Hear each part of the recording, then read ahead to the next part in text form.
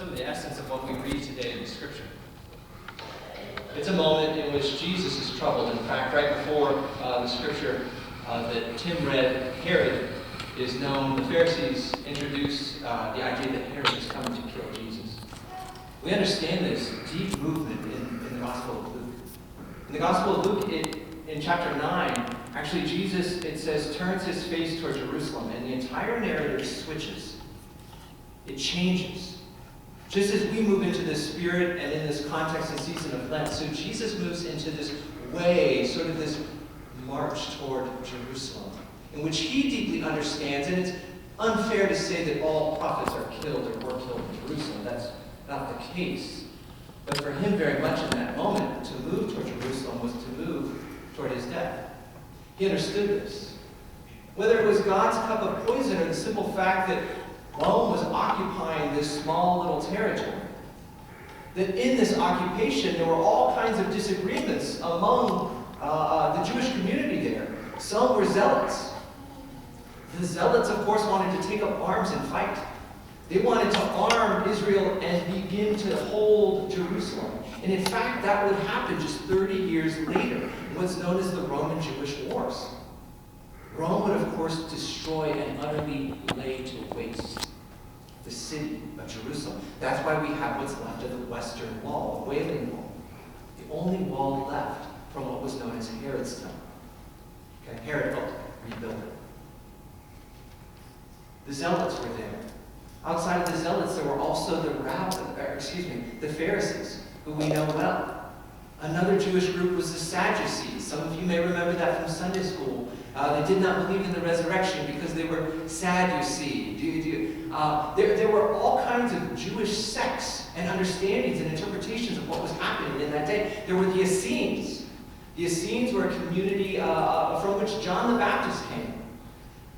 The Essenes, of course, were hiding out in rocks, believing that the end of the world was upon us. And in some ways it was. In fact, just 30 years after Jesus' death, Jerusalem would be under siege. One actual Judaism exists following this time to show you how drastic it is. It was my Old Testament professor that looked at me and he said, it's important to understand this if you're going to understand first century Jewish history and Jewish Christian history that's bleeding into one another. And that is this. There is one Judaism that exists from all the myriad. Oh, and the other one I forgot were, of course, the Levites, the temple priests, who governed all of the sacrifices, the daily offerings and sacrifices. Among all of those, the one that exists is what's called Rabbinic Judaism, what we still have today, what is Reform Judaism and Orthodox Judaism. Rabbinic Judaism is the thread that runs through the Pharisees. Not in any polemical way, although Jesus was certainly at odds in their interpretation. He, of course, was, in many ways, one of them, being Jewish and a scholar of the law and the Torah. So what was left of all of Judaism? It wasn't the temple, it wasn't Jerusalem. What was it? It was the law. It was the law, the Torah, the prophets, the writings, the understandings, and Rabbinic Judaism was the single thread that would remain. During this time, I have no doubt that within Jewish history, there was this element of trust. Do I trust? How do I trust? Where do I trust? In fact, there was so much civil war going on in that time that there were those in that siege who thought anybody that was against taking up arms, the zealots, needed to die themselves. There was that much infighting. And yet, in that moment, there must have been a trust as well. That through it, God would find a way. That through it, God would see a remnant. That through it, God would have not just a history with a people, but a future and a present. Christ, in that same vein and in that same way, is really seeing what's happening on the historical front. He understands.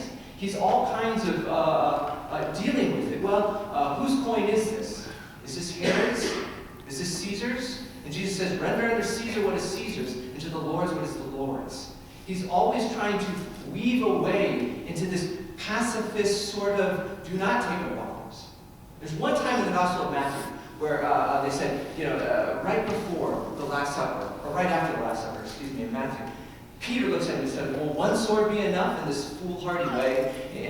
Or will two swords be enough? And he says, yeah, that'll be fine. Other than that, Jesus threads this needle in this very careful way of understanding that God, who has a history, will also have a future.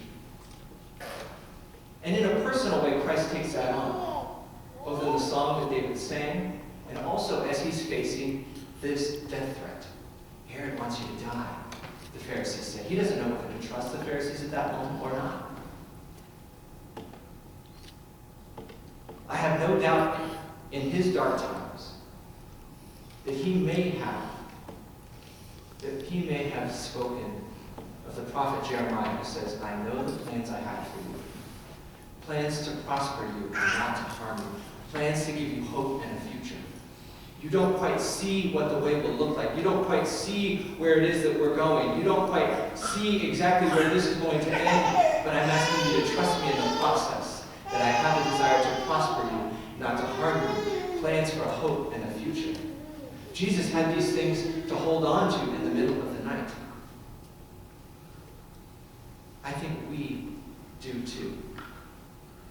Have opportunities to hold on to and trust, though we know not the end, though we know not the way forward, though we know not what things or this or our time will look like. We can trust in the one who holds us and walks us through. I've discovered something recently, or perhaps rediscovered it, and that is the difference between ceremony and ritual. Now, it's a subtle difference. In ceremony, I'm not denigrating. I love ceremony. I love all kinds of ceremony. I mean, we have birthdays that we celebrate. Sometimes, of course, when we sing happy birthday really slowly, it sounds like a funeral dirge, happy birthday. It can get kind of ominous in a way, right? But if we sing it upbeat, happy birthday to you, it's okay, all right, I got another year in me, and that's nice. We have birthdays, we have graduations, we celebrate anniversaries. Going a little bit deeper in our national holidays, we have all kinds of quirky and obscure ones. Now, I don't know if you know a few quirky or obscure holidays, but I'll name a few. In July, there's actually National Hot Dog Day. Now, Joey Chestnut, who's the champion of hot dog eating, is sort of the icon or patron saint of the National Hot Dog Day. Let me see another one. In April, I like this one. There's a No Housework Day. I think we can all appreciate that and hold on to it. In February, there's a Thumb Appreciation Day. Who doesn't love opposable thumbs? And we have all kinds of national days that we honor. And these are good and right, and I love to celebrate random things. But rituals are a little different. Rituals from a cultural perspective, even outside of a Christian narrative, rituals have a sense of both loss and becoming. Both grief, lament, as well as stepping forward into a new day. Whether it is from a youth who's stepping into manhood, or a woman or a young lady who's stepping into womanhood. There are tribal and all kinds of cultural representations of how we move forward. I love the fact that even in a wedding, in Jewish tradition, they break a glass and say Mazel Tov. They break something because they know that these two individuals coming together are shaping something new, but are also leaving something behind. And we recognize that deep power of ritual. Ritual is honest. Lent is honest. It's a season where not everything makes sense. It's a season where there's more darkness and a shadow that looms over Jesus' journey than the light that we might just assume would follow him and lead him everywhere he goes. And I think we too might understand what that darkness sometimes feels like. To walk in trust, not knowing where exactly it's going to lead. I don't know if anybody could guess, but do you know what the most attended service at the Newman Center is right over there? What is the single most attended service? Lesson and Ash Wednesday. He's right. Blessing of the Animals is a a good one. I would have assumed Easter. I would have thought Christmas. Christmas Eve service, they have multiple. But it's Ash Wednesday, strangely enough. Ash Wednesday, they have more attendance. And I think it's because there's something honest in an Ash Wednesday. There's something that's very honest about the ritual. Understanding not only our mortality, as we say, ashes to ashes, dust to dust. We understand where we come from and where we're going. And we can at least own it and be honest about it. But there's also something powerful even in that darkness. There's a powerful statement that we can trust. That perhaps letting go of something might lead us to something more of our true selves. Perhaps if we can step back and maybe say a holy no, which Ash Wednesday offers to some of us. A holy no. Some folks say, I'm letting go of church during Lent. And sometimes a holy no is appropriate.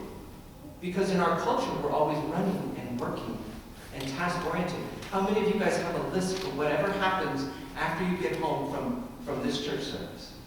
We have a list that drives us and that owns us, in a sense. Lent gives us space, but it also recognizes our mortality. It also recognizes Jesus' mortality. It also recognizes that there's a shadow side to faith.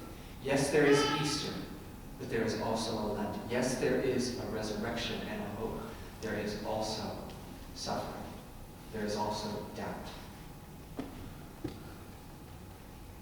Peter Enns, that Renee read this morning, does a wonderful job. He was a professor at a small Bible school where he had gone to school, where he had studied, and where he now was a professor. Peter came to this place in his studies and in his life and in his faith where he began to experience the rigidity of that school. Well, you believe this or you don't, right? And he began to experience that rigidity and feel quite confined by it. In fact, there were folks reading the essays or any kind of publications that would be sent out just to make sure that everybody was toeing the line.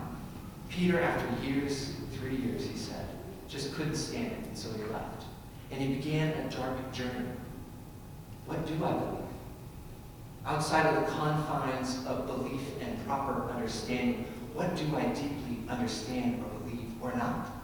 And am I willing to face those things honestly and truly? Is there something on the other side of doubt?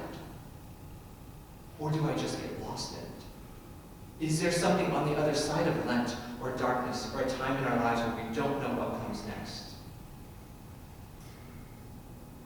Peter, during that time, wrote this. He said, doubting God is painful and frightening because we think we're leaving God behind, when in fact we're only leaving behind ideas about God that we are used to surrounding ourselves with. The small God, the God within our control. For Enns, he was beginning to understand that faith was not the proper belief system or a theological system that had no holes and was all patched up in his understanding, that was rigid, but faith was simply trusting that this goodness of God would be seen whether in darkness or in light, that this goodness of God that was present and moving, whether he recognized it or not, that this goodness of God could carry Christ not just to a cross, but beyond a cross, and see outside of what that means. My friends, I have no doubt that we often have these same and wrestle with these same ideas. What does faith look like today to me? What can I own? What am I not ready to own? What do I need to let go of? In our honest dealings, Lent provides us a space to be honest. It provides us a space to say, God, I know I can trust you, but by goodness, it's not today. Because I have no doubt that there were times, just like when Jesus said, let this cup pass from me. My Father, why have you forsaken me? Times of deep, deep darkness. Faith, though, is not knowing the end, but walking our way without knowing the results. It sometimes feels like walking in darkness. And it's a trust that's complete with hurt and pain and grief, just as Christ, even when resurrected, wore the scars on his hands. Sometimes I think that's what Lent reminds us of. Even in Easter, we still bear some of the pain and the marks of our own journeys. Today we look at a deep, deep ritual. A ritual that asks us and invites us to see Christ's supper. An occasion that we celebrate, not simply with thanksgiving, but yes, with thanksgiving, but also knowing that there was service that was a part of it as Christ washed the disciples' feet. Also recognizing that there was death that was a part of this. This is my body broken for you. This is my blood shed for you. We recognize the shadow side of faith in these moments. Oh, Jerusalem, Jerusalem, how I love to hold you and protect you like a hen does over her chicks, but you were not willing. I think in these times, belief system doesn't matter as much as simply trusting. And in communion, I simply invite you to a place of trust. Not of right belief, not of right understanding, not of proper ways that we can see what bread and wine are or aren't, but a trust. As Flannery O'Connor writes, well, if it's just a symbol, to hell with it. Maybe there's more in it than we know. Maybe God has more for you than you know. Maybe God has more for this church than we can know, than we can see ourselves. So let us keep walking on our